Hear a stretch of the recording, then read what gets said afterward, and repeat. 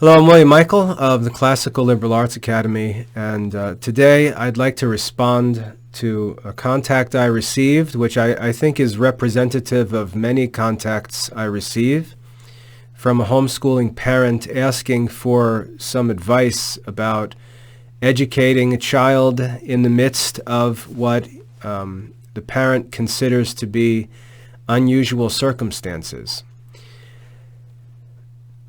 As I said, I get these emails quite frequently, and I want to talk about it, and I want to talk about it on camera because I'd like to make it personal, and I want to address this because I think it's a real stumbling block for Catholic parents, and to be honest, I don't think it's as innocent as Catholics like to present it as being, and I'd like to talk frankly about this subject and this issue.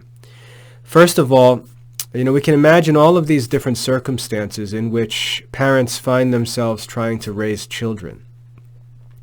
There's sort of this fantasy ideal situation where we've got two married Catholic parents. Both of them are devout, both of them zealous for the Catholic faith.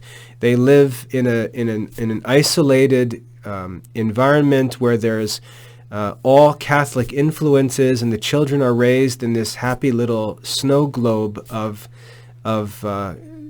Catholicism, and everyone is comparing themselves to that imaginary fantasy Catholic world. And so everyone looks at their circumstances, and they see these imperfections and these problems, and they begin trying to figure out, well, how am I supposed to educate my children when we don't have all of the conditions of the fantasy Catholic snow globe life? And the truth is, nobody has that fantasy Catholic snow globe life. And you're kidding yourself imagining that that's the case. Now, one of the things I often get is I have parents contacting me, and they tell me their situation. Now, one of the problems with these communications is that I know that I'm only getting one side of the story. Oh, we're divorced, my husband this and that and this, or we're divorced, my wife this and that and this, or my husband doesn't want to do this and I want to do, and I'm forced to stop the parents and say, look, I'm only getting your side of the story, and I'm not going to make any judgments based on what you tell me the circumstances are, because I don't even know if it's true. We're strangers. We don't know each other. I can't verify any of the things you say. You're going to present it from one perspective. The reality of the situation may be much more complex. You may be much more of a source of the cause of the problem, and that's going to get lost. And so it's not really fair to me to have the circumstances presented. It's not really just for me to make any kind of decisions or judgments or give any advice when I know that I'm only getting one side of the story. So all of these communications are one-sided, and I really don't want to deal with these different stories because I have no way to verify that they're true. I have no way to verify all the details of the circumstances and exactly what's going on, and I don't know the people communicating with me. So I'd like to deal with this issue generally and just cut through all of this nonsense and get to the real essential issues in parenting. So let's try to establish some kind of general duty of parents. And just so you know, in the Catechism of the Catholic Church, instead of all of this, personalized discussion about parenting and this and that, you have to understand, if you're a Catholic, the Catholic Church explains what the actual duties of Catholic parents are. It's in the Catechism, and I did a talk on it. You can go on the Academy YouTube channel and just Google for the duties of parents, and you'll see a video where I actually made a list of all of the duties that are discussed in the Catechism. It turns out to be 27 different duties of of Catholic parents for their children. And these are just objective, measurable duties. So there's no dilemma, there's no confusion, there's none of this, complexity in the duties of Catholic parents. It's objective and straightforward. There are a number of duties. I counted them and they came out to like 27, and I list them. There's a link to a document where they're all listed on that video description. But these things are objective. There's no complexity. And there's none of this subjective, I think I should, maybe we should. No, these objectives are very straightforward, and they are within your control as a Catholic parent. Now, if the family is broken and there's a divorce, or even a situation like one of the parents dies, obviously all of these things are affected. But that's irrelevant, because ultimately what a Catholic individual should be asking is, what should I do? What is my responsibility in this situation? And it's always the same. And so all of this talk about circumstances changing, this being different, that I don't have this, we don't have that, it's all irrelevant.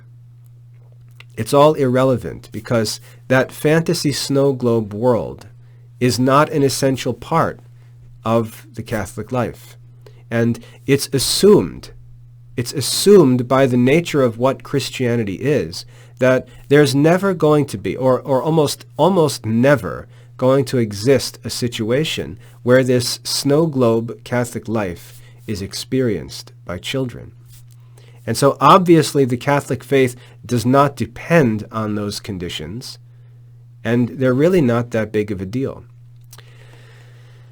I'd like to talk, therefore, generally about what we should do. How should we think about our duties and our responsibilities as Catholics in the role of parents when there's all kinds of wacky circumstances that we have to deal with, all what we would consider to be disadvantages or obstacles.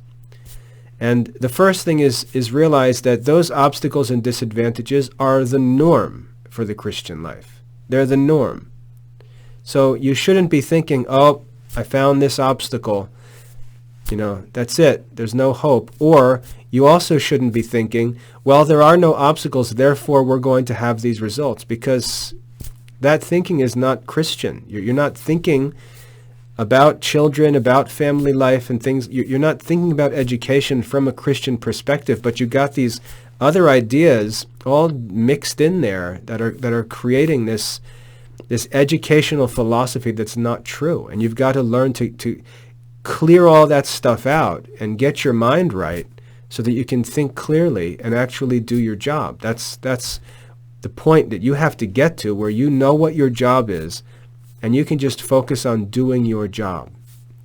So to use a sports analogy, if we were to focus on the quarterback of a football team, every single quarterback, let's just talk about pro football for the sake of illustration.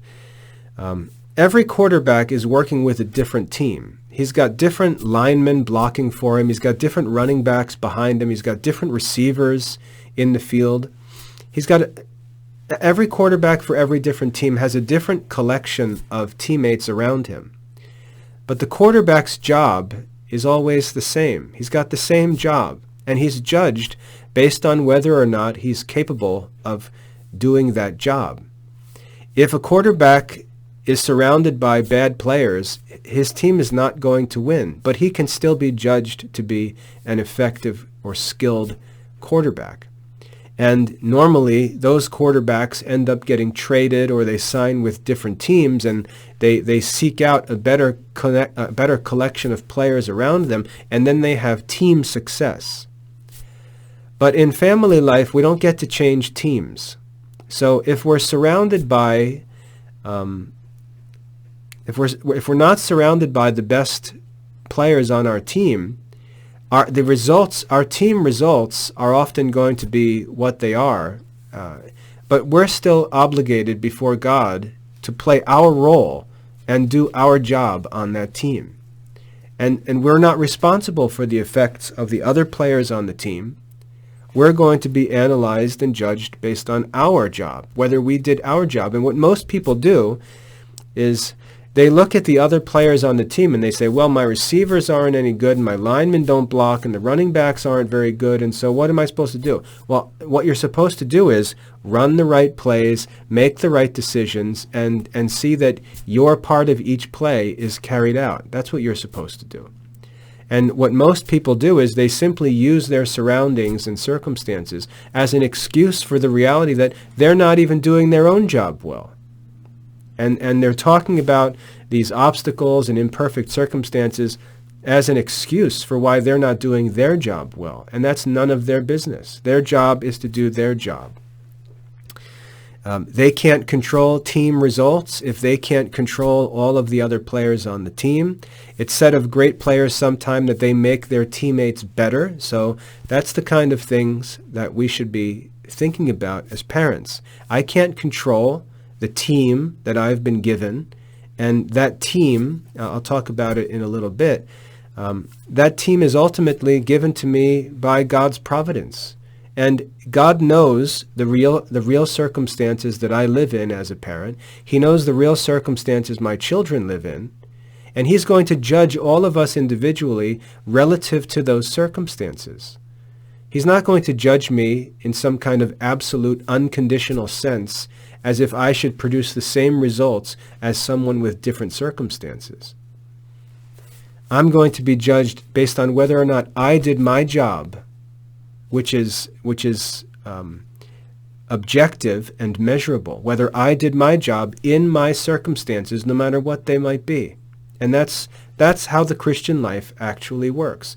Every Christian is converted in different circumstances. St. Peter was converted as a married Jew. St. Paul was converted as an unmarried Jew. They lived two different Catholic lives. They're not judged according to the same measure. They have different circumstances. Paul was chosen to be a missionary. He's going to be judged based on whether he fulfilled his responsibilities.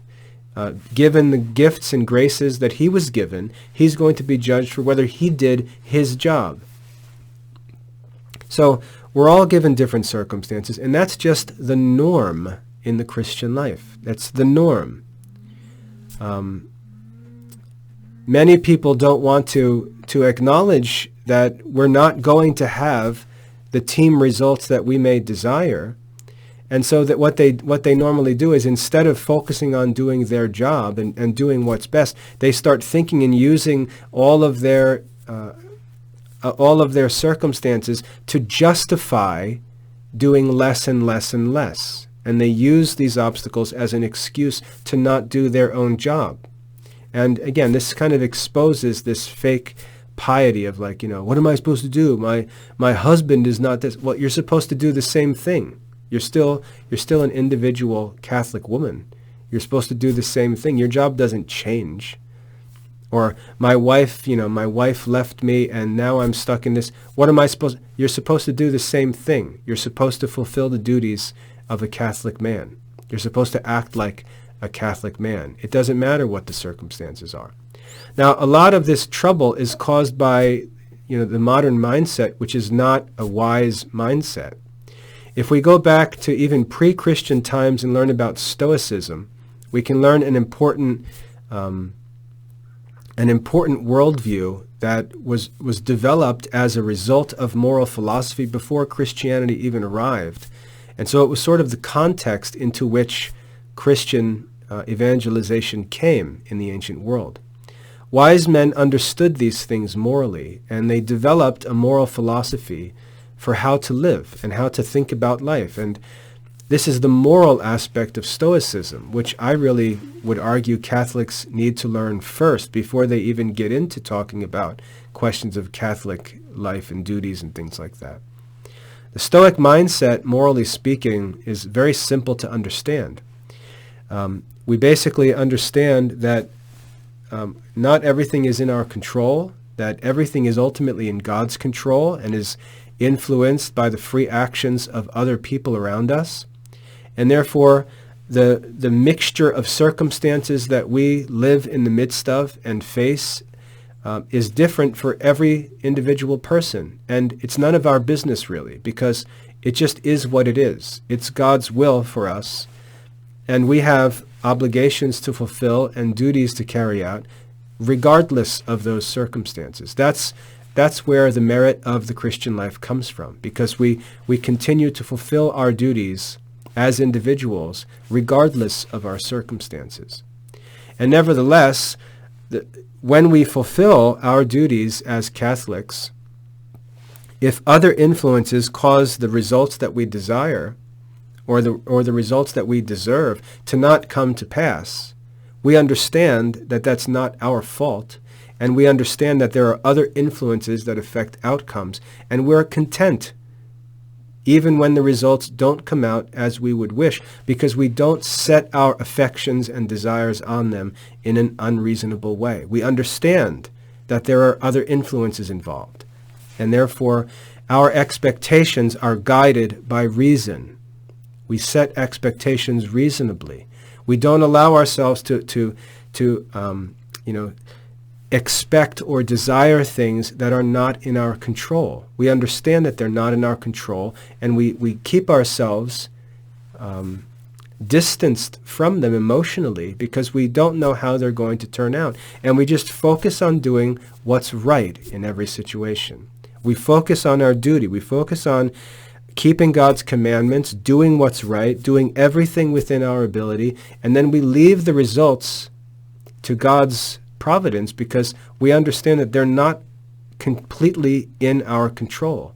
And therefore we cannot unreasonably set our expectation upon them. When we set our expectations on things that are not in our control, we end up in a state that's called perturbation or vexation. We're frustrated and we get angry because our desire is not satisfied or gratified. And that frustration or anger is irrational and foolish. And again, it's called perturbation or vexation. A wise person should never be perturbed or vexed because they know not to set unrealistic expectations on things that are not in their control. So when we come into this work of parenting, Christians sort of check their brains at the door and imagine that now that they've had a child, they're going to micromanage the life of this human being and lead this human being to some perfect end, and they put all of their hope and expectation on the realization of that end, and they learn the hard way that there are many other influences in their children's lives. And all of those influences are going to have different effects. And that's not the biggest problem. The biggest problem is that the child himself or herself also has free will and is going to choose what to do in his or her own life, regardless of what the parents hope for or expect. And so we've got a number of different issues to consider. Now, when we get into this, like I said, most parents, when they have a child, they imagine that this child is born into the world in a state that one non-Catholic philosopher called a tabula rasa, that the child is sort of this blank slate or white sheet of paper, and that all of the influences are going to start painting on this blank slate or on this blank canvas. All of these influences are going to start painting, and that's going to be what produces the final result. And so the parents say, we've got to do everything we can to not allow any other influences to get on this canvas, because we have to preserve this little tabula rasa and keep it clean, keep it pure. And so we have to try to make sure that only Christian influences make any marks on this blank canvas. And that's how they look at parenting and they look at education. They look at it as controlling this canvas. And that's partially correct and partially false, because the child is not a tabula rasa. The child is born into the world a fallen creature that's got perverted inclinations. And when we take a Christian child born into a Christian family, we bring that child to baptism. And what does baptism actually do? Baptism doesn't make that child a tabula rasa, doesn't make that child a blank canvas.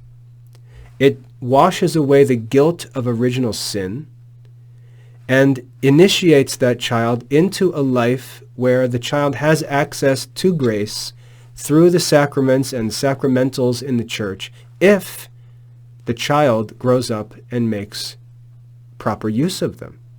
It's still all subject to the will of the child. But baptism does not take away that child's inclination to evil. And so that remains with this child. And so we're never dealing with a blank canvas in dealing with a child. We're dealing with an evil creature that's fallen and corrupted, that needs to be saved by grace and needs to collaborate voluntarily with that grace in its own freedom. And so when we think about education and parenting, not only are there other influences that are going to have an effect on this child, but the child himself or herself is also a source of influence that's going to affect the final outcome. This is not in our control. The final outcome is not something that we can, invest everything we have in and expect to reap some great profit in the end. It simply doesn't work that way.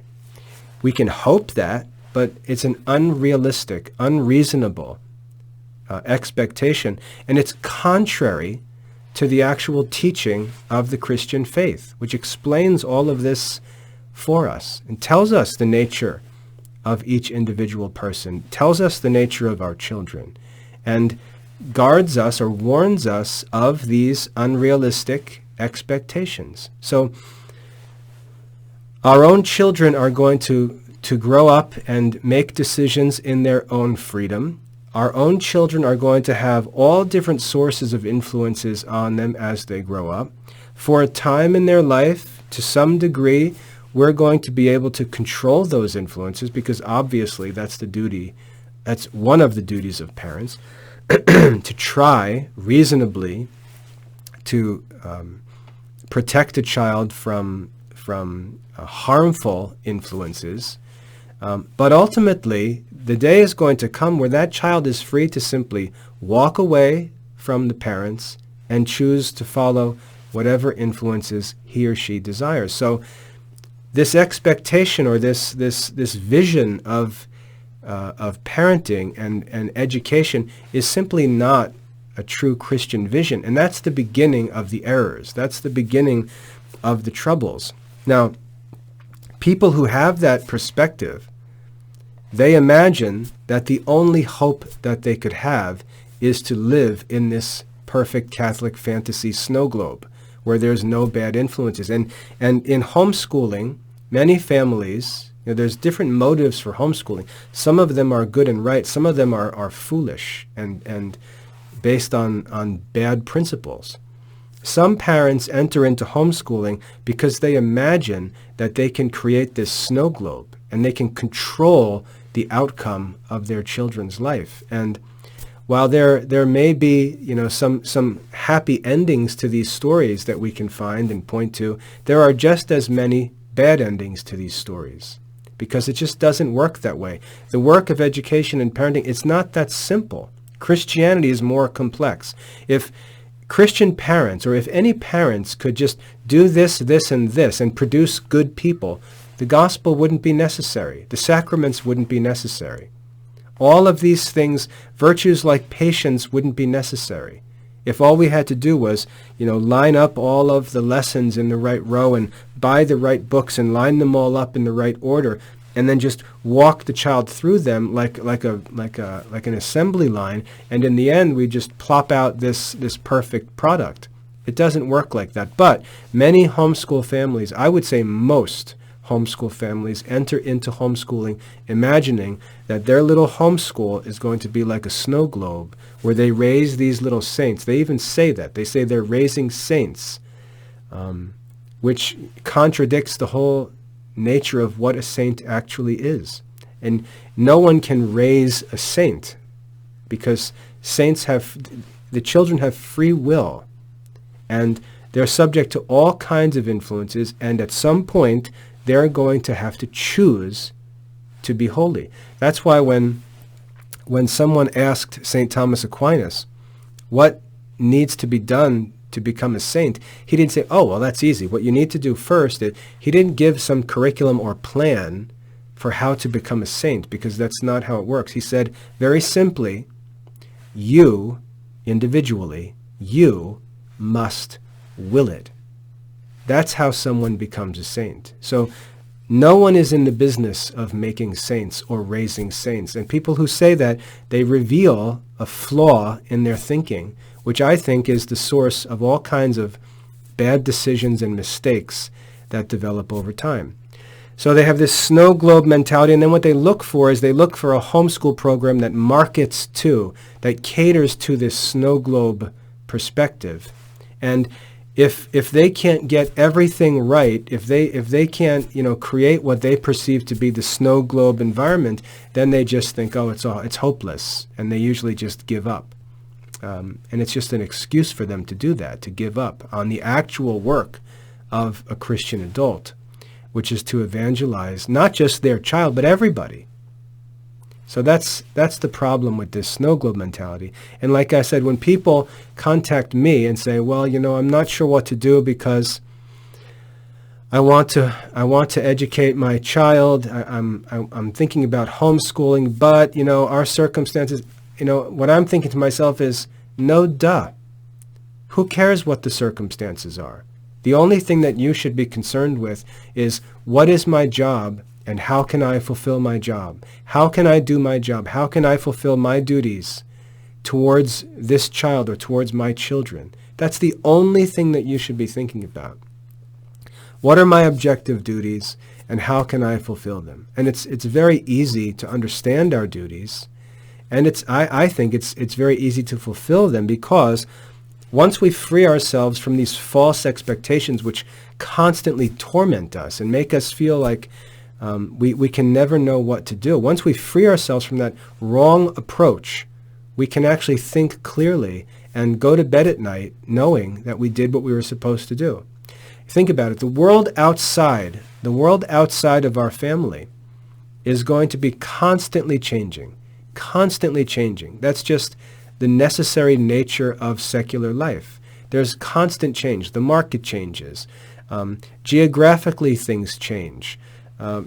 All of these different influences are going to affect business, family life, culture, society, morals, politics, finances, on and on. There's going to be constant change in our lives. That's just a part of what it means to live in this world. And yet the constancy that gives us peace is knowing that in the midst of all of this chaos, God's will, which is generalized and presented to us in the form of commandments, God's will never changes. And so when we wake up in the morning, the weather can change, the politics can change, there can be wars outside, everything can change.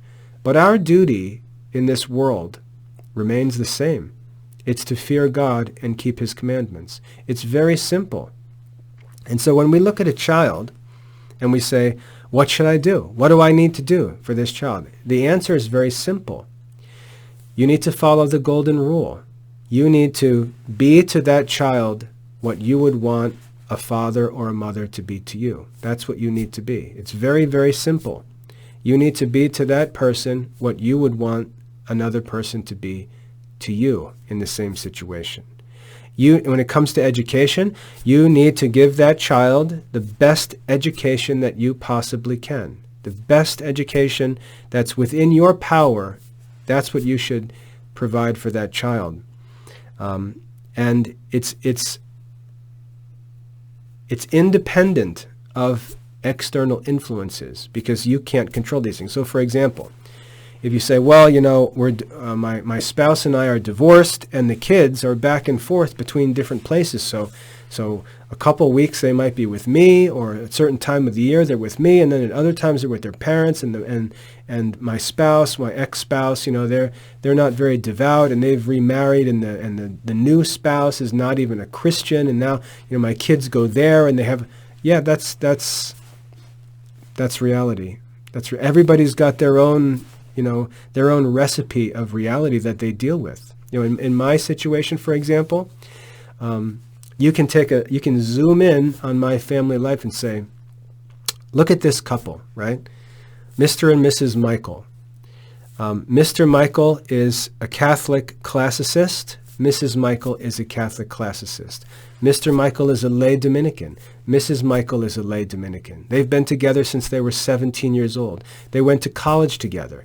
On and on. And you look at this relationship between my wife and I, and you say, oh man, that's like the Catholic snow globe, right? Okay, well, zoom out a step. We're the only Catholics in our family. We're the only Catholics in our extended family. Every uncle, aunt, grandparent is a non-Catholic. Most of them are not even Christians. So once you zoom out, the picture gets ugly fast. Our neighbors are not Catholics. Once you zoom out, the picture gets ugly fast, as I said. And we're not dealing with any kind of Christian snow globe. We happen to be two Catholics who are what we are by God's grace, and we have our own children, and we are not the only influences in our children's lives. We're not the only influences. And so when I think about my own relationship with my children, I know that I can't control all of these influences. And these kids, they're looking at the world through their own eyes, making their own judgments with their own fallen, sinful inclinations. And they're making judgments about what appears to be good for them, and they're going to pursue what appears to be good for them. And I may not be what appears to be good for them. What I teach and do may not appear to be good for them, especially at a certain point in their life. And so they're going to be making their own decisions. They're going to be experimenting with all of these different things that they hear from different people. Oh, Catholicism is stupid, you should consider this. Or, your father's an idiot, you should consider this. They're going to hear all of these things, and they're going to make judgments based on not only their own reason, because they can act contrary to reason. They're going to make decisions based on their own desires, based on their own will. And I understand that. And I don't concern myself with those things. I don't concern myself with the influences that are not in my control. I concern myself with the thought of God looking at me and seeing my interaction with this child, and whether or not that interaction, as far as I'm able to control it, is pleasing to God. And I actually fulfill my duties in this one of many relationships that I'm responsible for. That's my only concern. And this, again, the snow globe world, is I just think it's a cop-out and an excuse for people to start lowering standards, because there's only one standard. Jesus says to his followers, be perfect. Be perfect. That's the only standard. The minute you start making excuses, or you start saying, well, I can't because this person, and because my father is like this and my spouse is like, what are you talking about? What does that have to do with your duty? If you're going to ask for some advice, what you should be asking about is, what should I do? What should I do? And the answer is very simple. We've got thousands of years of church history where wise and holy men have worked through these questions of education, and they tell us very plainly what to do. There's no confusion. Where the confusion comes in is parents trying to control the outcomes in an unreasonable way in a world that's constantly changing. And rather than sticking to what's constant and being faithful to what's constant, they try to sort of predict where the world's going to be and raise the kid to meet the world, and it doesn't work. Things constantly are changing, and that's a fool's errand. And anyone who pursues that does so foolishly. In addition to that false attempt or foolish attempt to try to prepare a child for the unchangeable things in life, which is impossible, Not only that, but they do it with this thought that the child is some kind of like unstained canvas that they just have to keep free from worldly influence. And you see how these things come together, and you just have a chaotic mess that parents are trying to accomplish. And the parents really have no idea what they're trying to do. They can't even explain what they're trying to do. And so what they usually do is just settle into a convenient path. They settle into a convenient path that's popular. So for example, they'll say, well, we're just going to put our kids on this K to 12 high school graduation track, and they'll get a diploma, and then they can go to college. They can go to college. They can go to college. They can go to college. This is a nice, convenient plan. And what they've neglected and abandoned their actual duty in education, which is spiritual and intellectual, and they've just settled into this artificial secular education plan because it's convenient. And the errors in their mind, namely that they're trying to raise a kid for a world that they can't even predict what the circumstances will be for that kid when the kid's 20 or 25 or 30 years old. They're trying to do something that's irrational to begin with. And then secondly, they have this false snow globe view, or I shouldn't say snow globe. They have this false blank canvas view of their child, and they think that, well, if I just keep them free from influence. And so now they're doing two contradictory things. They're raising a kid for a world and simultaneously trying to shield the child from that world. So what they're doing is a giant self-contradiction. And this is what we find in most places in homeschooling. And just to be really frank, and some can say that it's not nice for me to say this, but when I look around at homeschool circles, I feel that most of the kids being raised in homeschool environments are pretty weird. They're awkward, confused, unhappy, weird kids. And the reason why this weird, stereotypical homeschool kid is being developed is because of these errors which have this negative effect on the kids' lives. The parents don't have a clear philosophy of parenting or education or even of the Catholic life. They have wrong ideas about what their children are and what their children need. They have wrong ideas about what the purpose of education is. And so they've got this mixed up world where they're actually worldly people, worldly thinking people who imagine that they're the holy people. And they're trying to create this sort of sanctified secular education that they imagine is Christian education. And so, for example, if we look at a homeschool program like Seton Homeschool, you look at this grade level Catholic homeschool program and ask, where was this program ever used in Catholic history? And the answer is nowhere. So where did it come from? What wise people or what saintly schoolmasters came up with the idea of creating a K-12 educational program that's based on the public school program of the United States and simply overlay it with some Catholic images and talk and, maybe some Catholic textbooks. But that system is this sort of this conflicted, self-contradicting view of education. We're trying to pretend that we're holy and devoted to God, but at the same time, the whole system that we're working with is something that was created by the world that we claim is the danger that we're protecting the kids from. So what are we actually doing in this homeschool? It makes no sense. And the results are what they are. It makes no sense. We look at American society and we find there are no religious vocations. And I know some smart aleck may say, oh, yes, there are. Here there's one, here there's one, here there's one. But relatively speaking, there are no Catholic children interested in religious vocations. Catholic schools with thousands of kids, no vocations.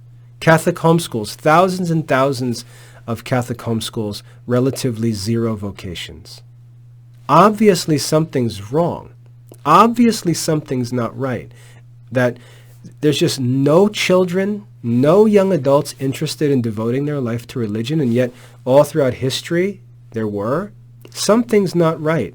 Something's not right. And part of what's not right is this conflicted idea that we're going to prepare kids for the world while pretending that we are not interested in the world. That conflicted worldview leads to a program like Seton Homeschool, where it's a public school copy that's just rebranded with a Catholic veneer added to it. And for most parents, that's the kind of thing that they're looking for, because they have this confused idea of education, this confused idea of what parenting is about, or what the Catholic life is about. And so they settle into this comfortable path. And if you ask, why are you using that program? Why are you the answer is going to be, well, lots of Catholics are using this program. And so we're not looking for the best program that agrees with true Catholic thinking, true educational thinking, true parental thinking. What's the best that's not what we're doing. We're looking at a program that satisfies false views of these things and happens to be convenient for us. That's what we're ultimately doing in these modern homeschool programs. Then on the other side, we've got the fake classical programs that pretend to be sort of revolting against this secular world. They pretend, and so they say, we don't care about these modern subjects so much. We're concerned with truth, goodness, and beauty. We've got higher objectives to pursue, and so there's all of this talk and all of this smoke and bells and whistles and all of these all of this this carnival of restoring the lost Christian education. And then we look, and it's just the same exact thing with a little more radical veneer work done to it. And that's all that it is. So sure, it's a little more radical than the Seton program, but it's still the same thing, just with more decoration added to it. And again, where did it come from? If you boil the curriculum down to its essential parts and ask, where did this educational plan come from? We don't find that it can be traced back to Catholics through history. We don't find that it has any historical precedent. It's just a modern program that's got some, distracting ornament added to it. And that's true of a program like Mother of Divine Grace or, any of these other fake classical Catholic curricula that really don't even pretend to be offering what kids studied in Catholic history. They can't comprehend how that can be pursued in the modern world, because their view of the Catholic life, their view of education, their view of parenting are all screwy. And they've got these false ideas. They've got the Catholic snow globe world. They've got the blank canvas view of the child. And they're trying to figure out how to get their kids ready for worldly occupations while pretending to be opposed to the world at the same time. And it's just this sort of conflicted, self-contradicting act that they play. If you want to know, this desire that a Christian has to actually be free from the worldly system, worldly, philosophy of life and the secularism, the materialism, and so on, you've got to come out of that K-12 modern educational system that was designed for that secular system, and you've got to go back in history to look at what was called the liberal arts, because that's what the liberal arts are. The classical liberal arts were a series of 7 arts that were separate from any concern for secular occupation. They were the preparatory subjects that needed to be studied for a student to be prepared for the study of philosophy and theology. And so the schools taught those subjects and prepared the kids to actually be able to pursue things that were, heavenly or supernatural, not secular occupation. So if you're wondering, what should we do? We don't want our kids to be worldly. We don't want to be subject to this worldly, materialistic view of life. That's what education always was.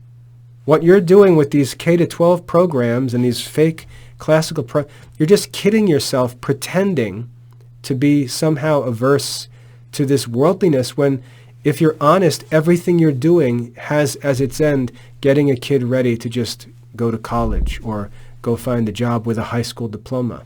So you're pretending to have a real interest in some authentic Catholic education or parenting, but you're really not acting on that desire. You're really faking it, and that's the problem.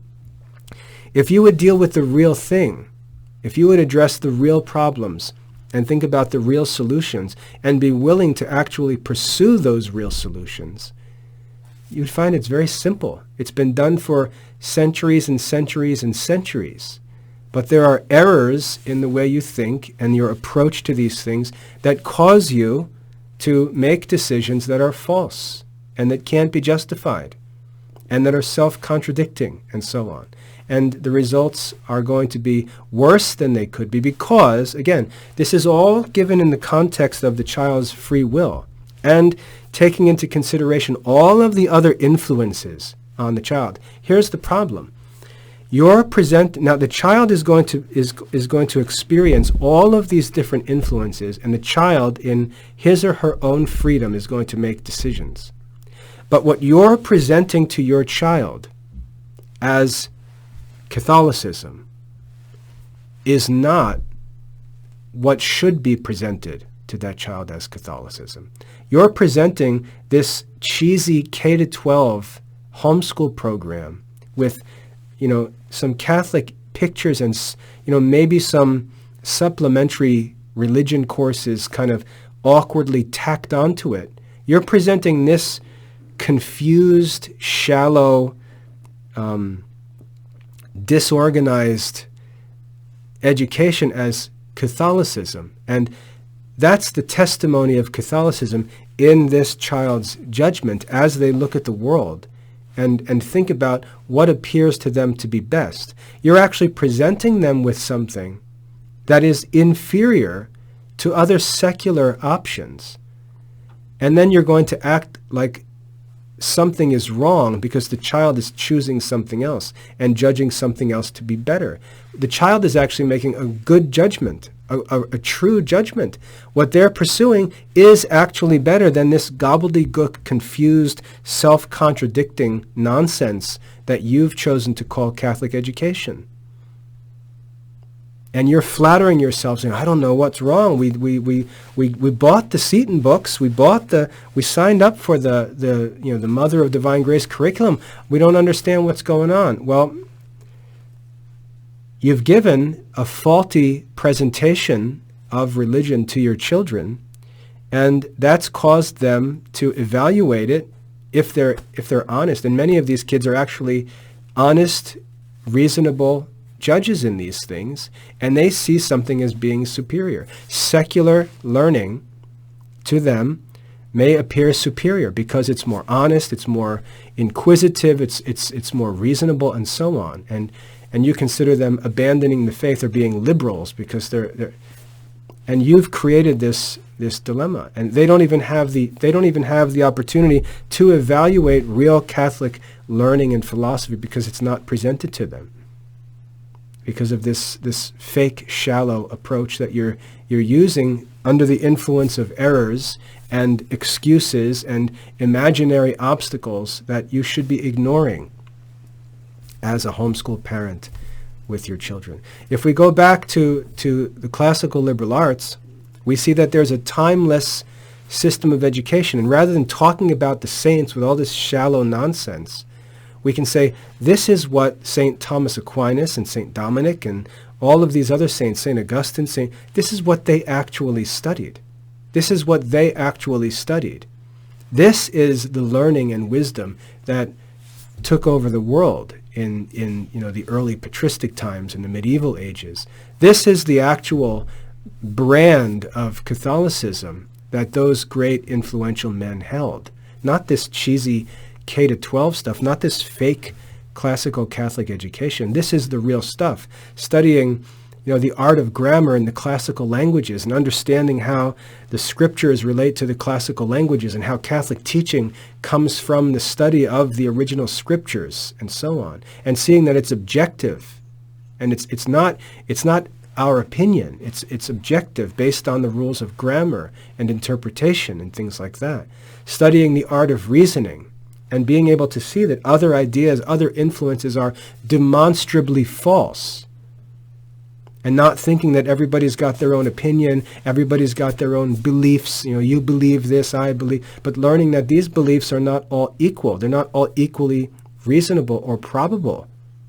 And being able to evaluate that and discern that and judge that. The kids in these modern programs are not even given that capacity as they're left to make their decisions. Getting into the art of rhetoric and understanding the influence of different sources on their thinking and life and affections, teaching them, helping them to become conscious of those influences. Not that we're trying to take over their judgment, because that's impossible, but we're trying to inform their judgment and help them to understand these different influences. These kids in these modern curricula, they're not even getting that instruction. And the only way that they can be kept safe or be made to appear to be continuing in the faith is by extending the snow globe to continue into their college years. And so we can send them to a Catholic college that we choose because it's going to continue the act. And the campus is sort of like the Truman Show, where they pretend everything actually is as we're teaching them it is. But we're just prolonging this crisis point where the kids finally move beyond that. And they get into the real world, and they find that the religion that they've been given doesn't answer the questions and controversies and issues in this world, and they have that point of crisis. It's going to come at some point. And responsible parents are not going to simply push them off to another institution or another environment to keep the act going. They're going to prepare the kids to deal with that crisis point and come through it, God willing, safely. And that crisis point may last 20 years, where they go into the world, go into all of these different things, are under the influence of all kinds of secular sources, and yet they're thinking and they're reasoning and they're thinking back to what they learned, and they're using their old lessons and so on to make decisions. We have to make sure, as parents and as educators, that Christianity and true philosophy is present for those deliberations in the child's soul. That's the goal of education. We have to make sure that St. Thomas is there, that Aristotle is there, that St. Augustine is there, that the sacred scriptures are there, that the words of Christ are there. We have to make sure that these voices, the voices of the ancient wise men and saints, we have to make sure that their voices are present in our children's souls for those deliberations as they go through their own decisions and decision-making in life. It doesn't require the snow globe. We're not dealing with blank canvases. We're dealing with messy, fallen, sinful environments. We're dealing with all kinds of influences outside of our children. We're dealing with children with their own imperfections. We may have a child who's got homosexual inclinations. We may have a child who's gluttonous, a child who's lazy, They're going to have all of their own crosses to bear, and that's all normal Christian life. And the snow globe won't contain those people. The snow globe's not going to work. It's like the Truman Show. If you've never watched the movie The Truman Show, watch it and think of that show in relation to this idea that so many Christian parents have, that they're going to create this Catholic snow globe for their kids to live in. It's a fake. It's not the real thing. It's not the real duty of parents. And it's just going to eventually run into trouble, as the Truman Show does. So by giving our kids a real classical Catholic education, allowing them to work at their own pace, supporting them in it, and then saying, look, I can't control this influence. I can't control what my spouse does. I can't control what the grandparents do or what the neighbors do or what my uncles and aunts do or cousins do. I can't control all of these influences. But what I can control is my influence. I can control my influence. And my influence is going to be true. My influence is going to be proven. It's going to be timeless. It's going to be trustworthy. It's going to be true. And I'm going to be personally responsible for bringing the wise men and saints into the soul of my children so that when they enter into their adult life and in their freedom, make their own decisions, the voices of history's wisest and best men are going to be present in their minds, and that's going to be my influence in my children. That's going to be my influence in my neighbors. That's going to be my influence. And I can't control the other influences, but that's going to be my influence. And when you learn to think rightly, about your role in the world as a Catholic, your role as a parent, your role as an educator, when you understand that your role is to put into the soul of the child those sources of wisdom that are available in the classical Catholic curriculum, to put them there, that's all that you can control outside of the witness of your own character and so on. Your role as a parent is not dependent on any of your circumstances or circumstances outside your family in the world. Your role is to be perfect in your influence on your children and anyone else, to be perfect in your influence and make that your only concern, to be perfect in your influence. If you are a representative of true religion, true wisdom, true holiness, if you are that person, you should be attractive to people around you. If you really are that person, you're wise, you're devout, you're happy, you have peace, you're not emotional like other people, you're not covetous, you're not selfish like other people, you're stable year after year after year, you're the same person, you get better and better over time, you get wiser and wiser over time, your life is bearing the fruits of the superiority of your thinking and your religion and your behavior and manners and culture. There should be fruit in your life that others should see, especially your children. They may not appreciate it when they're young, but when they get out into the world among other people and they see that they can't take those fruits for granted, but they're unique to you, they're going to learn to appreciate what you offer. And so your influence has to be truly Christian. Your influence has to be the real thing, not these fake, cheesy homeschool programs, not these fake, cheesy school programs where we pretend we're acting like Christians while everyone knows we're all just doing the same thing the world's doing. We're just putting different pictures on the walls. You're not fooling anyone by doing that stuff. Everyone knows that that's what's going on. In order to be different and have a real radical influence, you have to actually be different. You have to actually be the real thing. And if you're not willing to do that, well, then you're just going to go on with this excuse making and you're going to settle into some convenient, comfortable path because it's what everybody else is doing. And you're kidding yourself, and the people around you are going to know that. They're going to see that. They're going to know that what you say about religion is not what you actually practice. And they're going to know you are not to be trusted because you're not serious about these things. You're hypocritical. You're telling them that they should do this. Oh, you have to be careful you're not worldly, kids. Be careful you don't just worry about, careers and money and things like that. You have to worry about, you have to worry about God and go heaven. And then they look at what you're actually doing as a homeschool parent, and you can't explain how it's Christian and not just worldly. You're not going to get away with that self-contradiction. You're not going to get away with that hypocrisy. The kids are going to pick up on it, and you're going to have arguments with the kids, and they're going to say, you don't practice these things. You're putting pressure on me to live a certain way, think a certain way, but you don't even really believe the advice you're giving me because you don't practice it. And if you don't prepare yourself to avoid that reality, what are you going to say to those kids? They're right. They're right. You don't. You take this easy path that promises some worldly success. Is it accredited? Do the kids get into college? What are the standardized test scores? Those are the questions you're asking about a Christian homeschool program. What in the world do those questions have to do with Christian homeschooling?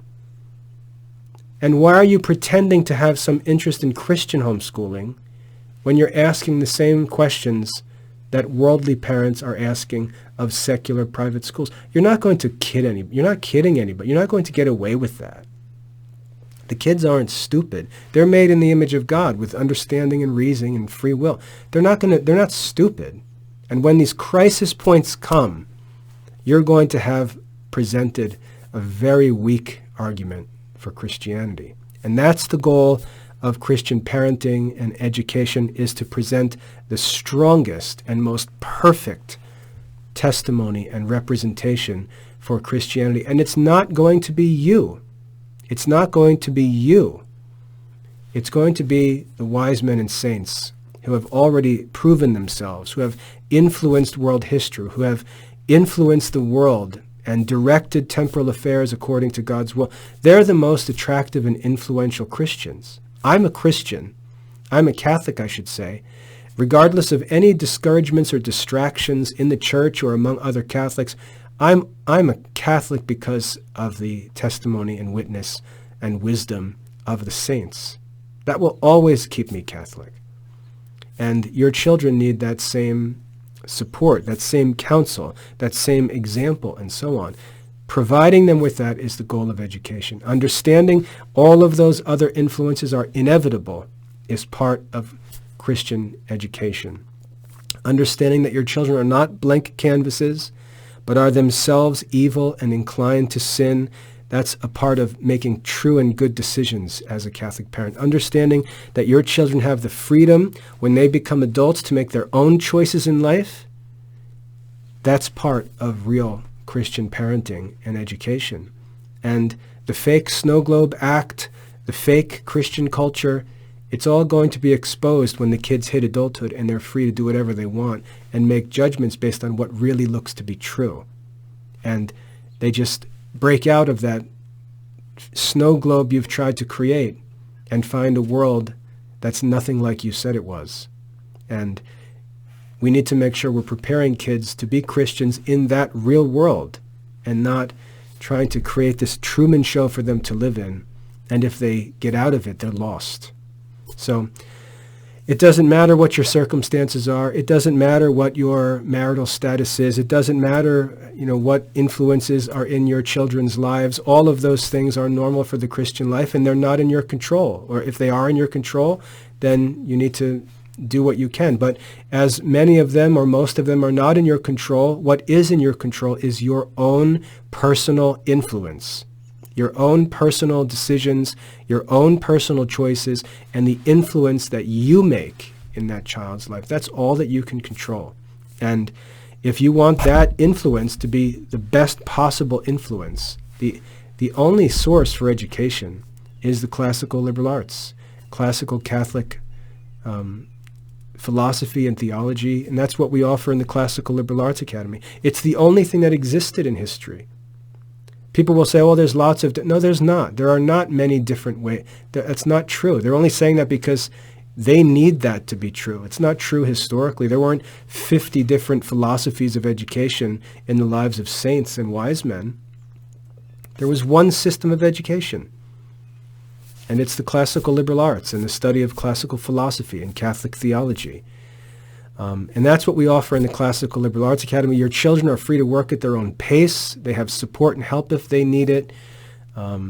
They've got great study materials that are convincing and deal with reality. It's not this fake, shallow stuff.